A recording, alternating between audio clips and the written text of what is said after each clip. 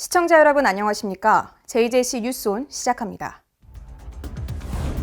코로나19 백신 접종 시기가 불투명해지면서 해당 논란이 정치 공방으로 흐르고 있습니다. 편법으로 재산을 증식했다는 의혹에 휩싸인 전복민 국민의힘 의원이 탈당했습니다. 당진자매 살인 사건의 범인을 강력 처벌해달라는 청원이 올라왔습니다. 김병주 더불어민주당 의원이 공정병역법을 발의해 화제입니다. 정치권에서는 여야를 막론하고 부모 찬스에 대한 논란이 계속되고 있습니다. 첫 소식입니다. 일찌감치 백신 확보에 나선 미국 등 선진국을 중심으로 접종이 시작됐지만 이 K-방역을 자랑하던 우리는 언제 접종을 개시할지 불투명한 처지에 놓였습니다. 문재인 대통령은 22일 오부 요인과의 간담회에서 백신을 생산하는 나라들이 많은 지원을 해 개발했기 때문에 그쪽 나라에서 먼저 접종되는 건 어찌 보면 불가피한 일이다라고 전했습니다. 하지만 백신 접종 시기에 대한 우려는 줄어들지 않고 있는데요. 현 상황에 대한 각 언론사들의 의견 살펴봅니다. 먼저 A일보는 지금 국민이 궁금한 건 백신 확보가 왜 늦었는지, 언제쯤 맞을 수 있는지라며 대통령은 국민에게 백신 확보 지연 사태의 전말을 설명해야 한다고 말했습니다. 이어서 면피나 할 상황이 아니라면서 사과할 부분은 사과하고 언제 들여올 건지를 솔직히 밝혀야 한다는 의견을 더했습니다. B일보는 이렇게 뒤처졌으면 정부 여당은 진솔하게 사과하고 백신 도입을 조금이라도 앞당기는데 전력을 다해야 마땅하다고 말했습니다. 하지만 여당은 잘못을 인정하기는커녕 백신 확보 지체에 관한 비판을 이 K-방역 흠집내기로 규정하고 있다며 너무나 실망스러운 태도라고 비판했습니다. 마지막으로 C일보는 우리나라가 그동안 다른 나라들에 비해 상대적으로 방역에 성공할 수 있었던 건 국민들이 거리두기에 적극적으로 협조한 덕분임을 강조했는데요. 백신 접종이 늦어질 거라는 소식에 국민들의 실망이 이만저만이 아니라며 정부 여당은 남 탓을 하기에 앞서 무거운 책임감을 가져야 한다고 꼬집었습니다. 코로나19 백신 논란이 정치 공방으로 흐르고 있습니다. 백신 확보를 위해 힘을 모아도 모자랄 판에 소모적 다툼을 벌이고 있으니 안타까운 일이 아닐 수 없는데요. 정부는 안전한 백신을 신속하면서도 충분히 확보할 수 있도록 총력을 기울여야 할 것입니다. 다음 소식입니다. 편법으로 재산을 증식했다는 의혹에다 이를 취재하는 기자에게 돈을 주려는 듯한 아버지의 발언까지 보도돼 논란에 휩싸였던 전복민 국민의힘 의원. 이에 대한 비판 여론이 커지자 전 의원은 사과의 뜻을 밝히며 22일 국민의힘에서 탈당했습니다. 진상을 규명하지도 않은 채 탈당으로 책임을 벗어난 것에 대해 논란이 일고 있는 가운데 각 언론사들의 의견 살펴보겠습니다. 먼저 A일보는 공정거래법 위반 소지가 있어 진상을 밝혀야 하고 증여세를 제대로 납부했는지도 해명이 필요하다고 말했습니다. 불법과 특혜 의혹이 결부돼 있어 수사가 필요하다며 이를 취재한 언론사 기자에게 전 의원 부친이 뇌물로 3천만 원을 주고 보도 무마를 시도한 건 그 자체로서 위법일 뿐만 아니라 의혹 전반에 신빙성을 더하고 있다고 꼬집었습니다. 이어서 B일보는 전 의원이 사과는 했지만 보도를 무마하려 한 정황도 그냥 넘길 일이 아니라고 말했습니다. 또 얼마나 떳떳하지 못했으면 돈으로 보도를 막으려 했겠냐며 21세기에 아직도 이런 풍경을 봐야 한다니 어처구니가 없다고 비판했습니다. 마지막으로 C일보는 전 의원 의혹이 일파만파인데도 정작 그가 소속된 국민의힘은 아무런 언급이 없다며 해당 정당은 이 진상 파악을 내세우며 어정쩡한 모습을 보이다가 당사자가 탈당하면 그것으로 흐지부지 넘어가기 일쑤였다고 비판했습니다. 의원들이 재산 증식을 위해 공직을 이용한다는 의혹이 제기되고 당이 단호한 대응을 하지 않을 때 국민의 불신은 커질 수밖에 없습니다. 향후 이러한 논란에 대해선 소속을 떠나 국회 차원의 조치가 필요해 보입니다. 이에 대한 자세한 소식은 국회 소식에서 전해드리겠습니다. 국민이 물으면 정부가 답하는 국민청원. 국정 현안과 관련해 누구나 청원을 제기하고 국민 다수의 목소리를 모을 수 있는데요. 20만 명 이상의 동의를 받으면 정부와 청와대 관계자들의 답변을 받게 됩니다. 오늘 소개해드릴 내용은 당진 자매살인 사건의 범인을 강력 처벌해달라는 청원입니다. 23일 청와대 국민청원 게시판에는 딸의 남자친구가 제 딸과 언니인 제 큰딸까지 살해했습니다라는 제목의 청원글이 올라왔습니다. 피해자 자매의 아버지인 청원인 A씨는 6월 25일 둘째 딸은 남자친구와 자취방에서 술을 마시며 다퉜다며 다툼 중 술주정과 나무람에 분노한 남자친구는 만취에 잠든 둘째 배 위에 올라타 양손으로 목을 졸라 제 딸을 살해했다라고 설명했습니다. A씨는 그렇게 유일한 자식인 두 딸이 비통하게 살해당했고 두 딸의 시체는 한참이 지나서 발견됐다며 저는 제 딸을 온전히 안을 수도 없이 구더기 들끓고 썩어 부패한 후에나 만날 수 있었다라고 말했습니다. 그런데 제 딸들을 죽인 가해자가 심신미약과 반성문을 계속 제출해 어떻게 해서든 형량을 줄이기 위한 술수를 부리고 있다며 신상 정보 공개를 요구하고 있지만 또다시 인권의 문제로 거절당하고 있다고 지적했습니다. 이어 부디 또 다른 피해자가 발생하지 않게 강력한 처벌을 받을 수 있도록 부탁드린다고 말했습니다. 해당 청원에는 28일 오후 1시를 기준으로 약 10만 명이 동의했습니다. 이어서 한 주간의 국회 소식입니다. 김병주 더불어민주당 의원이 지난 17일 병역 의무를 이행하지 않고 한국 국적을 포기한 남성이 국적을 회복하지 못하도록 하는 법안, 일명 공정병역법을 발의해 화제입니다. 지난 17일 국회 국방위원회 소속 김병주 더불어민주당 의원은 병역 기피를 원천적으로 방지하기 위한 공정병역법을 대표 발의했습니다. 군대에 가지 않기 위해 한국 국적을 포기한 사람에 대해 입국과 취업비자 취득과 같은 국내 권리 행사를 제한하는 패키지 법안입니다. 이 법으로 이어지면 가수 유승준 등의 입국 제한 근거가 보다 확실해집니다. 또 매년 3,000명에서 4,000명씩 늘어나는 것으로 추정되는 병역 미이행 국적 변경자들 또한 영향을 받게 됩니다. 지금 무슨 장난하십니까? 대한민국 국민의 세금으로 일하는 정치인이 그렇게 할 일이 없으세요? 제가 국민과 약속을 했습니까? 여러분, 전 연예인이에요. 저는 제 팬들과 약속을 한 것이고 그 팬들과 약속을 지키지 못한 것이죠. 김 의원은 육군대장 출신으로 한미연합군사령부 부사령관 등을 지낸 바 있습니다. 바꾸려는 법안은 국적법, 재외동포법, 출입국 관리법, 국가공무원법, 지방공무원법입니다. 현행 재외동포법은 병역을 마치지 않고 외국인이 된 남성은 40세까지 재외동포 체류 자격을 부여받지 못하도록 하고 있으며 김 의원은 이 나이를 45세로 상향했습니다. 김 의원은 자신의 페이스북에 글을 남기며 아직도 스티브 유 씨가 이 문제에 대한 본질을 제대로 파악하지 못하고 있다는 점이 안타깝다며 병역의 의무를 저버린 건 팬들과의 약속을 어긴 것이 아닌 대한민국 헌법을 어긴 것이라고 꼬집었습니다. 개정안이 통과되면 대한민국 국적을 이탈하거나 상실해 외국인이 된 남성의 경우 46세가 되는 해 1월 1일부터 재외동포 체류 자격을 부여받을 수 있습니다. 법안을 대표로 발의한 김병주 의원은 병역의 의무는 신성한 권리이고 의무라면서 공정하지 못한 현실에 청년들이 허탈감과 상실감을 많이 느낀다고 개정의 취지를 설명했습니다. 김 의원은 이번 법안 개정을 통해 병역의 가치를 높여 군대에 대한 인식, 군복무에 대한 자부심을 갖는 사회가 됐으면 한다며 법안 개정의 필요성을 강조했습니다. 조국 전 장관부터 변창흠 국토부 장관 후보자에 이르기까지 자주 언급되는 단어가 있는데요. 바로 부모 찬스입니다. 집값 폭등과 전세난으로 힘든 상황에서 이른바 부모 찬스를 쓰면서 세금도 제대로 내지 않고 비싼 아파트를 사거나 허위 인턴 경력, 편법 증여까지 이 부모 찬스에 대한 논란은 계속되고 있습니다.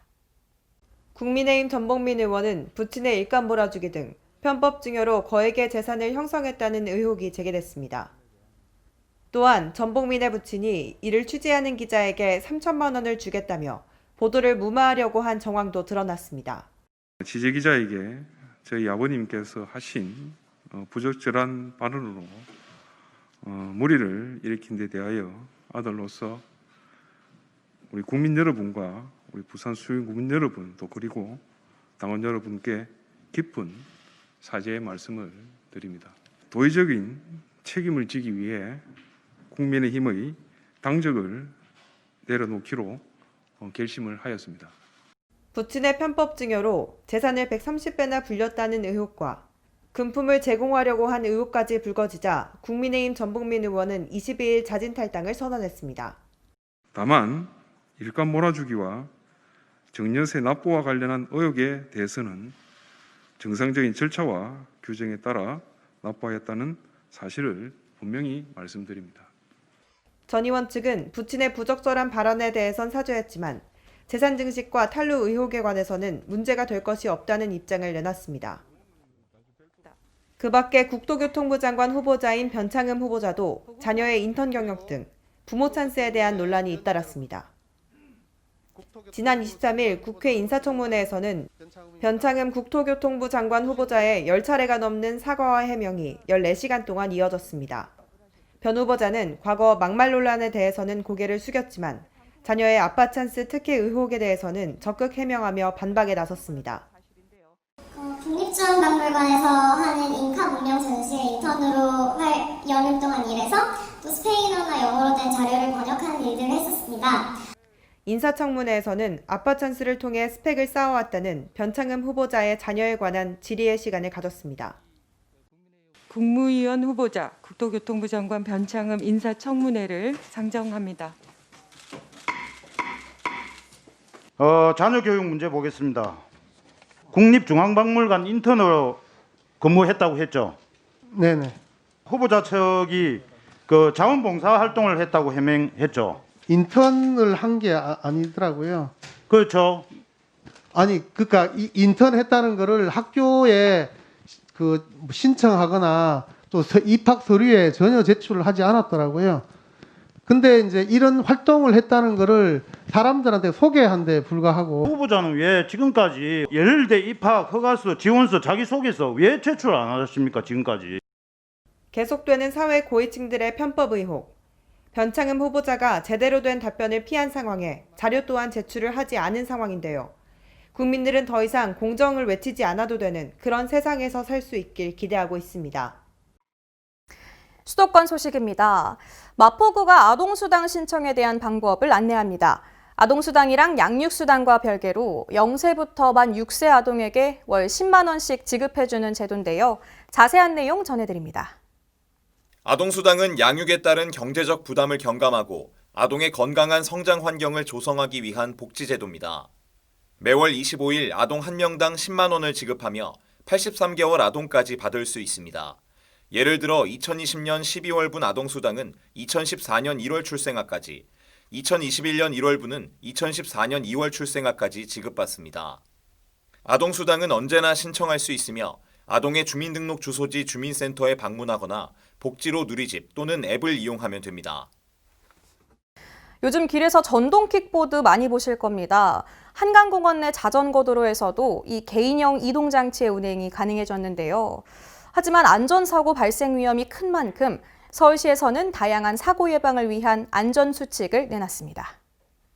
12월 10일부터 한강공원 내 자전거 도로에서도 전동 킥보드 등 개인형 이동장치의 운행이 가능해짐에 따라 서울시는 보행자가 안전한 한강공원 만들기에 나섰습니다. 우선 한강공원 전 구간을 공유 개인형 이동장치 반납불가 구역으로 설정했습니다. 또한 현행법상 개인형 이동장치의 제한 속도는 시속 25km지만 한강공원에서는 안전을 위해 시속 20km로 제한합니다.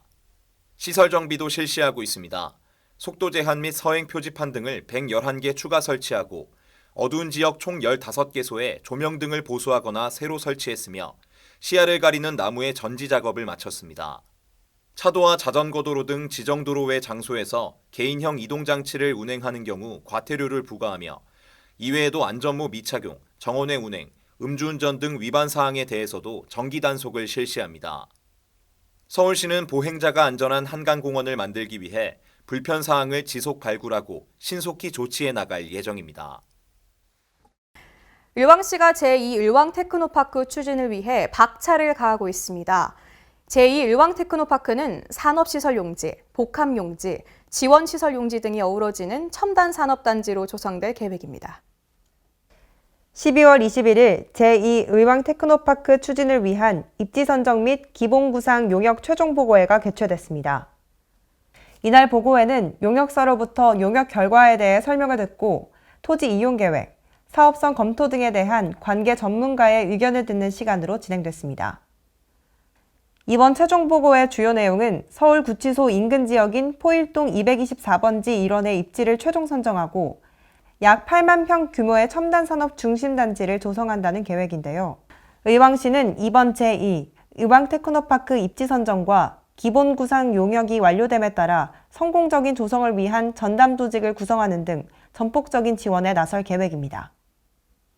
광역시 소식입니다. 장애 어린이들과 가족들의 간절한 바람이 드디어 현실이 됐습니다. 공공어린이 재활병원이 전국에서 가장 먼저 대전에 들어섭니다. 대전시가 12월 22일 현 정부의 공약 사업이자 대전시의 약속 사업인 공공어린이 재활병원 건립 기공식을 가졌습니다. 이번 기공식은 온라인 방식을 통한 비대면으로 진행됐으며 시는 그동안 병원 건립을 위해 노력했던 시민들과 장애아동 가족들에게 최상의 병원 시설을 건립하겠다는 의지를 전했습니다. 또한 이 자리에 참석한 허태정 대전시장은 개원 이후 병원 운영 방향을 시민과 함께 논의하고 풀어갈 것을 제안했습니다.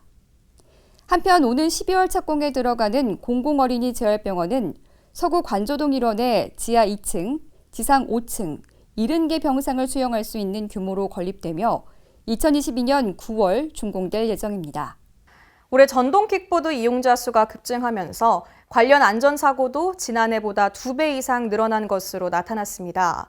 특히 광주시에서는 전동 킥보드 충전 과정에서 배터리 과열로 화재가 발생하는 경우가 잇따르고 있습니다. 지난 3년간 전동 킥보드 등 전동기기에서 8건의 화재로 인명재산 피해가 발생하는 등 전동 킥보드 배터리는 화재나 폭발에 취약해 주의가 필요합니다. 최근 광주에 전동 킥보드 사고가 늘고 있는 만큼 전동 킥보드의 안전한 사용법 숙지가 필요할 것으로 생각됩니다. 따라서 광주시도 전동 킥보드 충전 시 위험성을 알리는 등 다양한 예방 활동에 힘쓸 계획입니다. 이에 따라 전동기기를 충전할 때 취침이나 장시간 외출을 피하고 직사광선이나 고온에 장시간 노출되지 않도록 주의해야 합니다. 또한 반드시 안전을 인증받은 정품을 사용하는 것이 좋습니다. 특히 동절기에는 기기 사용 후 실내로 들어올 때 배터리 내부에 결로가 생길 수 있어 일정 시간이 지난 후에 충전해야 합니다. 광주시가 아이 낳아 키우기 좋은 광주 만들기 온라인 통합 플랫폼인 광주 아이 키움 개통식을 열었습니다. 이번 개통식은 코로나19 확산 방지를 위해 발열 체크와 소독 등 방역 수칙을 준수한 가운데 진행했습니다. 또한 플랫폼 시연을 통해 수요자 맞춤형 정보 검색 기능, 입원 아동 돌봄 등 실시간 예약 방법 등에 대한 주요 기능을 소개했습니다. 광주 아이키움 플랫폼은 생애주기별 지원 정책 안내는 물론 예약까지 한 곳에서 가능해 서비스 불편을 해소하고 다양한 돌봄 정보를 제공하도록 개선됐습니다. 특히 언택트 시대 생애주기별 지원 정책에 대한 조회 및 상담, 서비스까지 원스톱으로 지원합니다. 그동안 돌봄 서비스는 중앙정부, 지자체 각 부서별 분산되어 있어 서비스 이용에 대한 불편함이 있었는데요. 이번 통합 플랫폼 개설로 청년 출발 지원부터 임신, 출산, 양육에 대한 정보를 한 곳에 집약하여 보여주게 되어 부모의 양육 서비스 접근이 보다 편리해질 것으로 기대됩니다. 그 밖에도 온오프라인 상담이 가능한 전문 돌봄 코디네이터들이 임신과 출산, 육아, 부모 교육, 초등 돌봄 등의 정보를 제공하고 시민들의 돌봄 궁금증과 각종 정책에 대한 맞춤 정보를 제공할 예정입니다. 이어서 강원도 소식입니다. 집단 감염이 이어지는 등 코로나19의 확산이 지속되자 강릉시가 시민 전수조사라는 초강수를 두며 연쇄 감염의 고리를 끊기 위한 사투를 벌이고 있습니다. 강릉시가 전국에서 처음으로 전 시민을 대상으로 하는 드라이브스루 선별 진료소를 설치하고 진단검사에 나섰는데요. 시민들의 불안을 덜어주고 연쇄 감염의 고리를 끊기 위한 방책입니다.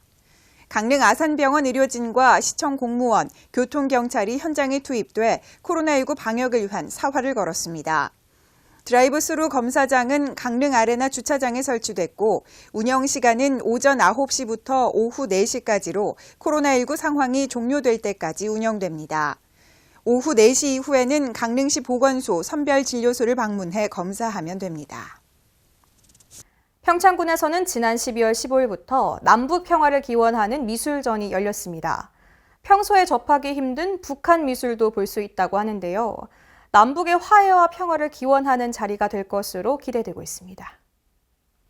지난 12월 15일 진부 문화예술 창작 스튜디오에서 남북 작가들의 작품들을 한자리에서 볼 수 있는 남북 평화 미술전이 열렸습니다. 2018년 평창에서 열렸던 2018 평창 동계올림픽은 스포츠를 통해 한반도와 세계 평화를 실현시키며 역사상 가장 성공적인 평화올림픽으로 기록되고 있는데요. 평창올림픽 직전까지만 해도 한반도는 군사적 긴장의 최고조에 달했지만 평창 동계올림픽을 계기로 남북 선수단 공동 입장과 단일팀 구성을 위한 남북 대화가 시작되고 남북 정상회담과 최초의 북미 정상회담을 성사시키며 한반도에 또다시 평화의 바람이 불었습니다. 이렇듯 평창에서 시작한 한반도 평화의 끈은 여전히 남북을 하나로 묶고 평화를 위한 동행에 힘이 되어주고 있으며 평창군은 2018 평창 동계올림픽의 평화유산을 이어가고 한반도와 세계 평화의 희망을 전하고자 2019년 평화도시 평창을 선포했습니다. 이렇게 의미 있는 평창 평화도시 선포 1주년을 기념하기 위해 남북 평화미술전이 개최됐습니다. 우리가 남북이 참 긴장되어 있을 때 우리 평창 동계올림픽을 하면서 남과 북이 우리 평창에서 만나서 이게 평화의 물꼬를 텄듯이 우리 또 평창이 평화 도시로 선언한 지가 1주년 되는 해예요. 그래서 그거를 기념하기 위해서 북한 작가들과 남한 작가들이 서로 다른 내용의 작품을 가지고 한 자리에서 볼 수 있는 그런 기회를 마련했습니다. 남북평화미술전은 아름다운 남북 미술 작품이 평화의 기운이 넘치는 평창에서 만나 서로를 알아가고 남과 북이 문화교류로 소통하는 불씨가 되기를 바라면서 시작됐습니다. 남북평화미술전은 북측의 대표적인 작가들의 조선화, 유화, 판화, 포스터 작품 30점과 남측 작가의 작품 11점, 총 41여 점의 작품들로 구성되어 있으며 남측에서는 권용택의 한라백두산, 조신호의 동박색, 조강기의 토항성 폭포 등이 전시되어 있습니다. 또한 동서양화 화법이 결합돼 북한만의 독특한 기법으로 자리 잡은 최계근의 금강산 세종봉, 강철의 모란, 임열의 고등어, 임설미의 경사, 백호 창작사의 잔디를 밟지 마세요 등 국내에선 흔히 접할 수 없는 북측의 작품들도 함께 전시됐습니다. 북쪽 작가들의 작품은 대표적인 조선화라고 우리가 알고 있는 한국화 기법인데 조선화하고 또 유화 그리고 판화 또 포스터, 문인화 뭐 이런 종류들이 지금 전시되어 있는데요. 대표적인 유명한 화가로는 작고화가인데 정창모라고 문인화를 아주 잘 그리시는 분의 작품도 있고 또 이 조선화를 잘 그리시는 최계근 선생의 금강산 이런 작품들 또 학생들이 참 보면은 상당히 어떤 색다른 느낌을 가질 그런 학생들의 포스터 작품 같은 것도 있습니다. 그래서 북한의 작품들이 어떻게 우리하고 다른지를 한눈에 비교해 볼 수 있는 좋은 기회가 될 것 같습니다. 이번 전시회는 남북 평화미술전답게 북측의 대표 작품들이 전시됐는데요. 이는 남북의 문화예술을 서로 이해할 수 있는 기회가 되고 한민족 공동체로서의 동질성을 일깨우는 계기가 될 것으로 기대됩니다. 한편 진부문화예술회관 창작 스튜디오는 올해 5월에 개관해 평창 그리고 평화 테리고전 등 16회의 전시회와 미술교육 프로그램을 진행하는 등 미술문화의 메카로 자리 잡았는데요. 이번 행사를 통해 남북 예술인들의 교류가 활성화되고 한반도 평화를 염원하는 기운이 널리 퍼져나갔으면 좋겠습니다. 한편 평창군은 피상적으로 남북 평화를 이야기하지만 이번 전시를 통해 남과 북이 서로의 차이와 동질성을 이해할 수 있는 소중한 자리가 될 수 있다고 생각한다며 국민들의 많은 관심을 부탁드린다고 전했습니다.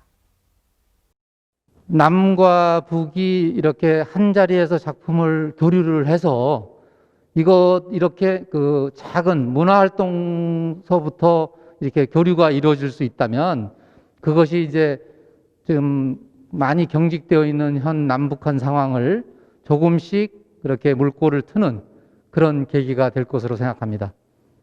코로나 상황이 너무 다급해서 국민들께 정말 많이 오시라고 초대 말씀드리기가 무척 어렵습니다. 그러나 지금 여기 상작 스튜디오는 그 한 공간에 한 명씩만 입장을 해서 방역 지침을 잘 지키면서 하면 지금까지 여기를 거쳐가신 분들께 무슨 이상이 없었으니까 미리 한번 전화해 보시고 이렇게 한번 방문해 주시면 좋은 그 기회가 될 것 같습니다. 횡성군이 군소음보상법의 하위 법령에 대한 주민 안내에 들어갔습니다. 소음 피해 지역을 1에서 3종으로 구분해 다루고 보상금을 지급하는 등 소음 문제 관련 대책 마련을 계속 추진해 나갈 계획입니다. 일명 군소음보상법, 군용비행장, 군사격장 소음 방지 및 피해 보상에 관한 법률이 지난달인 11월 24일 공포되어 11월 27일 시행에 들어갔는데요. 횡성군이 하위 법령에 대한 주요 내용 안내를 실시하고 있습니다. 내용을 살펴보면 다음과 같습니다. 국방부는 소음도에 따라 소음 피해 지역을 1종부터 3종으로 구분해 보상금을 차등 지급하며 소음 대책 지역에서의 시설물의 설치 제한은 1종 구역의 경우 주거용, 교육 및 의료시설, 공공시설에 대하여 방음시설 설치 조건으로 신축 허가가 가능하며 2종 및 3종 구역은 제한이 없습니다. 또한 보상금의 실제 지급은 2022년 8월로 국방부의 소음대책지역 지정고시 이후 서류 검토와 소음대책위원회 심의를 거쳐 보상금이 지급될 예정입니다. 한편 횡성군용기 소음피해 대책위원회에서는 공군 제8 전투비행단 앞에서 릴레이 1인 시위를 이어가고 있는데요. 군용기 소음 문제는 보상을 넘어 소음 저감이 궁극적인 목표인 만큼 앞으로도 1인 시위, 군소음법 개정을 위한 지역 국회의원 방문 등 블랙이글 해체와 소음 저감 대책 마련을 위한 활동을 계속적으로 추진해 나간다는 계획입니다. 다음은 충청도 소식입니다. 전 세계적인 코로나19 여파에도 불구하고 충북의 수출량이 역대 최고치를 기록할 것으로 전망됩니다. 한국무역협회 충북지역 본부에 따르면 2020년 11월까지 충북지역 누적 수출액은 전년 동기 대비 10.1% 증가한 221억 5천만 달러를 기록했습니다. 충북지역본부는 이는 지난 2019년 연간 수출액인 220억 8천만 달러를 상회하는 규모라며 이 기세라면 충북 역대 최고 수출액을 기록했던 2018년도 넘어설 것으로 기대된다고 밝혔습니다. 경상도 소식입니다. 포항시가 영일 만에 아름다운 풍광을 한눈에 보여줄 수 있는 해상 케이블카 설치에 두 팔을 걷었습니다. 여객선 터미널에서 환호공원까지 100m 상공을 가로지르며 포항의 새로운 랜드마크로 거듭날 예정인데요. 지난 18일 포항 해상 케이블카 기공식이 열렸습니다. 18일 영일대 해상누각 광장에서 포항 해상 케이블카 기공식이 열렸습니다. 기공식에는 이강덕 포항시장과 시도의원, 사업 관계자, 주민 등 40여 명이 참석했습니다. 포항 여객선 터미널에서 환호공원까지 100m 상공을 가로지르는 포항 해상 케이블카 설치 사업에는 총 798억 원의 민간 자본이 투입되고 총 연장 1.8km 구간에 자동 순환식 왕복 모노 케이블카가 설치됩니다. 포항시는 2022년 상반기 준공을 목표로 하고 있으며 3개월의 시험 가동을 거쳐 정상 운행에 들어갈 예정입니다. 한편 포항 해상 케이블카 사업은 영일만 관광특구 개발을 위한 핵심 사업으로 기존의 관광 자원과 연계한 다양한 관광 패키지 상품 개발을 통해 영일만 관광특구 활성화에 기여합니다. 또 1,006억 원의 경제 파급 효과 및 약 1,400명의 신규 일자리 창출 등 지역경제 활성화의 견인차 역할도 할 것으로 기대됩니다. 포항시는 해상 케이블카가 조기에 준공할 수 있도록 각종 지원을 아끼지 않을 계획이며 포항의 해양 랜드마크로 자리 잡을 수 있도록 모든 행정력을 집중한다는 방침입니다. 네, 전라도 소식입니다. 익산시가 통합전수교육관 실내 공연장에서 제2회 희귀 난치성 질환 비대면 영상 세미나를 개최했습니다. 이번 세미나를 통해 국립희귀질환센터 유치 전에 한 발 다가갔습니다. 황인아 기자의 보도입니다. 익산시가 국립희귀질환센터 유치 전에 본격적인 행보를 보였습니다. 익산시는 전북 테크노파크와 함께 통합전수교육관 실내 공연장에서 국립희귀질환센터 유치 준비를 위한 제2회 희귀난치성 질환 국제 웨비나를 비대면 영상 세미나로 개최했습니다. 이번 영상 세미나는 아시아 국가의 의료 시스템과 도전과제 희귀질환을 중심으로 주제로 한국, 대만, 홍콩, 싱가포르, 말레이시아 등 각국 전문가들이 참여해 밀도 높은 토론을 진행했습니다. 이번 웨비나는 국제 전문가들과 기술 공유를 통해 익산만의 경제력 확보를 위한 전략 수립 방안을 논의하는 자리여서 더욱 의미가 깊다는 평을 받고 있습니다.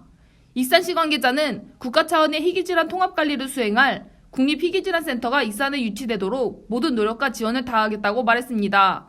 지금까지 전북에서 황인아였습니다. 장수건이 사업비 1억 원을 확보하고 장수 복구러미 나눔 사업을 추진합니다. 이 생필품을 나누며 어려운 이웃들에게 도움을 줄 수 있도록 구성했는데요. 그 현장을 황인아 기자가 취재했습니다. 장수군이 행정안전부 주관 2020년 주민생활 현장의 공공서비스 연계 강화 공모사업에 선정돼 사업비 1억 원을 확보하고 연말연시 장수 복구러미 나눔 사업을 추진합니다. 이번 사업은 장수군 지역사회보장 대표협의체를 중심으로 친환경 농산물로 구성된 건강밥상 꾸러미와 김, 즉석밥, 라면 등 식품 11종의 꾸러미를 500가구에 지원하게 됩니다. 특히 이번 꾸러미에는 코로나19로 인한 우울감 예방을 위해 집에서 쉽게 키울 수 있는 화분과 마스크를 포함해 주민들의 정신건강에도 도움을 줄 수 있도록 구성했습니다. 장수군 관계자는 민간 주도로 다양한 공공서비스를 연계하여 제공함으로써 국민의 복지 체감도를 높이고 코로나19 장기화로 인한 우울감 및 고독감을 해소하는 데 도움이 되길 바란다고 말했습니다. 지금까지 전북에서 황인아였습니다. 사건 사고 소식입니다. 네, 따뜻함이 가득해야 할 연말인데 화재 소식이 가득합니다. 고양시와 과천시에 위치한 비닐하우스에서 화재 사고가 잇따랐는데요. 자세한 소식 전해드립니다. 지난 21일 과천시 양재대로의 한 비닐하우스 화원에서 화재가 발생했습니다. 철파이프 구조의 비닐하우스 7개동이 연소됐으며 오후 12시 36분 최초 신고 접수 후 완진까지는 약 4시간 20여 분이 걸렸습니다. 소방대원 총 134명과 장비 57대가 동원됐으며 화원 직원은 안면부에 1도 화상을 입은 것으로 알려졌습니다. 이어서 지난 23일 고양시 덕양구의 한 비닐하우스에서도 화재가 발생했습니다. 이 화재로 철파이프 구조로 된 비닐하우스 1동이 소실됐습니다. 최초 신고자는 비닐하우스에서 연기가 피어나는 것을 목격했다고 진술했으며 정확한 발화 지점은 확인되지 않았습니다. 소방대 출동 후 내부에 적재된 타이어와 휠을 반출하며 화재 진압을 실시했으며 이 화재로 약 250만 원가량의 재산 피해가 발생했습니다. 경기도 가평군의 물탱크실에서도 화재가 발생했습니다. 수면 중에 발생한 화재라 아찔했지만 다행히 인명피해는 없었습니다. 지난 20일 경기도 가평군 설악면의 한 물탱크실에서 화재가 발생했습니다. 최초 신고자는 수면 중 타는 냄새와 연기를 감지하고 상부의 물탱크실에서 화재가 발생한 사실을 목격했다고 진술했습니다. 오후 1시 29분 신고 접수 후 완진에는 약 23분이 걸렸으며 정확한 피해 현황은 조사 중입니다. 포천시에 위치한 양계장에서도 화재가 발생했는데요. 개사 2개 동이 전소되고 산란닭 약 5천 마리가 폐사할 정도로 그 피해가 꽤 컸습니다. 지난 20일 포천시 영북면의 한 양계장에서 화재가 발생해 개사 2개 동이 전소됐습니다. 화재로 인해 산란닭 8천 마리 중 약 5천 마리가 폐사했으며 화재 원인은 전기적 요인으로 추정됩니다. 최초 신고 후 완진에는 약 3시간이 걸렸으며 9천여만 원의 재산 피해가 발생했습니다.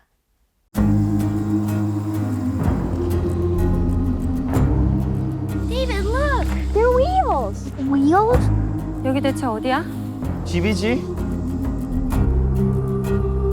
우리 새로 시작한다고 그랬잖아. 이게 그거야. 아빠는 빅 가든 하나 만들 거야. What a wonderful day to be in the house of the Lord. If you're here with us for the first time, please stand. What a beautiful family. Glad you're here. How's your daddy like that new farm? He growing things good, doing things right? Yes. 미국 애들은 할머니랑 같이 방 쓰는 거 싫어한다던데. But I don't like Grandma. 쟤는 안 그래요. 한국애니까. Grandma smells like Korea. 야, 뭐라고? 그랜마 스멜?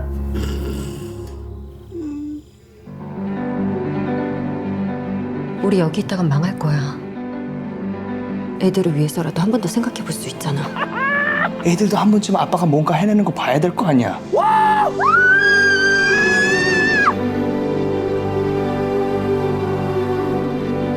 비켜라 이놈아. 할머니는 진짜 할머니 같지 않아요. 할머니 같은 게 뭔데? 쿠키도 만들고 나쁜말도 안 하고 연주 팬티도 안 입고. We need to find water somewhere. If that soil ain't wet, we're gonna lose the crop.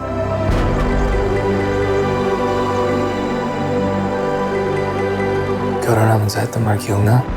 미국에 가서 서로를 구해주자고 했던 거. 기억해.